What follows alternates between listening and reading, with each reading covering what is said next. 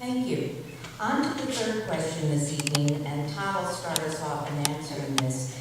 The third question is from Stephanie Gonzalez, a member of the Central Falls City Council.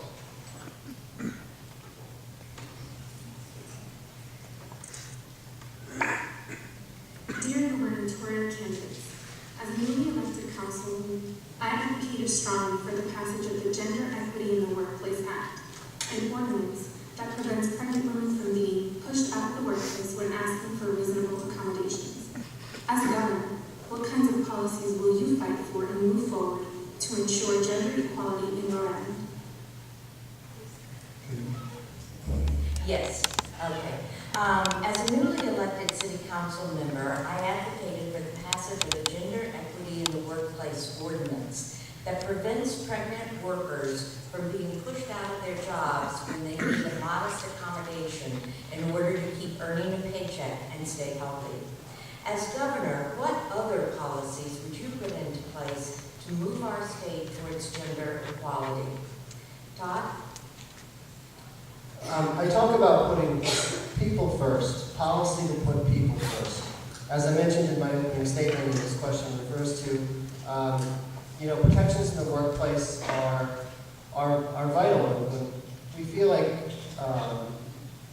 we're not an island, when we feel like policy is supporting us, we're a healthier business, we're a healthier person. Myself, when my parents were ill, I took family leave act. It was an important tool in my life to be able to take care of my dad in his final days. So I understand that. People who work with me know that I value their time and their skill, and if there's, any flexibility to be created. I am the openly gay candidate in the race. I am all about equality. I am about putting people first. That's why I talk about these commerce revolving funds, and that's putting people first, lowering taxes and creating commerce fund. Thank you. Clay? Well, I'd like to thank Councilwoman Gonzalez for her advocacy for women who are pregnant in the workplace. Because women who stand 5 or 6 hours in a day at a time actually increase their risk of preterm delivery by some 80%. And it's really essential that we go ahead and pass the accommodations that they need to have a safe and healthy workplace. But I think we have to go a lot further than one particular piece of legislation. I think we need to have a climate in the state which actually listens to all voices. A governor's office which is committed to appointing 50% state board commission members as women. A governor who has a majority of women in his or her administration.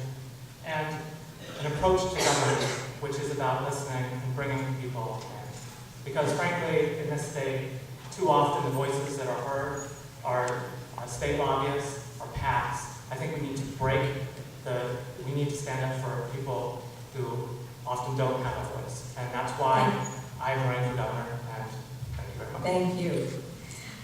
Gina? Thank you. Yes, I do support that. I'll go out on a limb here and say I'm probably the only one up here who's been pregnant in the workforce. So I have some personal experience with what we're all speaking about, and it's hard. It's hard. Not just, yes, if you stand up for 6 hours a day, but even if you don't. Just being the only woman walking into the office with 15 guys and being pregnant is hard. And having the courage at that moment to speak up and assert rights and ask for accommodation is also hard. And that's where government can make a difference. At this point in Rhode Island, we don't have any laws providing for accommodation for women who are pregnant in the workplace, and I think that needs to change. I'll go back to what I said. Women have so much to offer. If we provide family accommodation, pregnancy accommodation, flexibility in the workforce, we will be a more productive state. Thank you. Angel? Yes, thank you. I think that it's very important that we understand that accommodations should be made in a situation where an employee is pregnant. And certainly I don't have the experience the treasurer has with respect to that.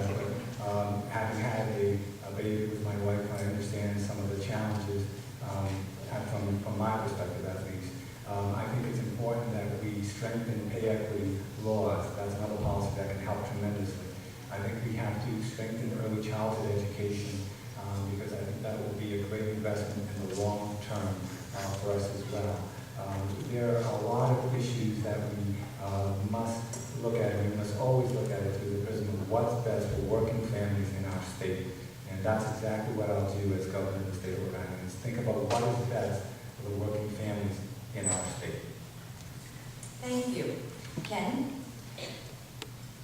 As a business owner, I can assure you that compassion in the workplace is crucially important, and we need to do everything we can to make sure that our employers in the state are as compassionate as their jobs allow them to be.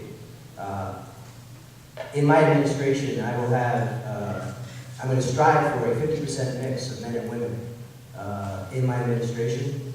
I believe it's crucially important to have balance in the workplace. And I know that there are a great many capable people already in government, outside of government, and I plan to bring them all together to achieve the best results that we can for our state. The whole idea of Rhode Island as the who do you know state is a disincentive to getting good people to come into government. We have to change the political culture here. We have to move away from you gotta know a guy and the old boy network to get things done, and I'm going to do that as your next governor. Thank you. Allan? You know, as I thought back to Stephanie's question, it brought back a lot of memories to a friend of mine, a colleague, attorney, and I won't name the employer, who went through a similar situation where an excellent attorney sat 2 offices down from where I was at. And she was committed to her family. She asked for a flexible work time, part-time, still doing a lot of work at home if possible so she can care for her family. And ultimately, the employer was allowed some flexibility in the beginning, but ultimately gave her that decision: you're either going to come back full-time or, you know, we can't help you out. And in my opinion, that was wrong. Wrong on a couple of different factors. First of all, they lost a very productive worker. And that's one of the things that as employers, you've got to take into consideration what you're losing if you're not providing the appropriate flexibility for any parent, men and women, to take care of their families. Because they're going to be more productive if you allow them to do what they can do, whether it's at home or in the office environment. Thank you.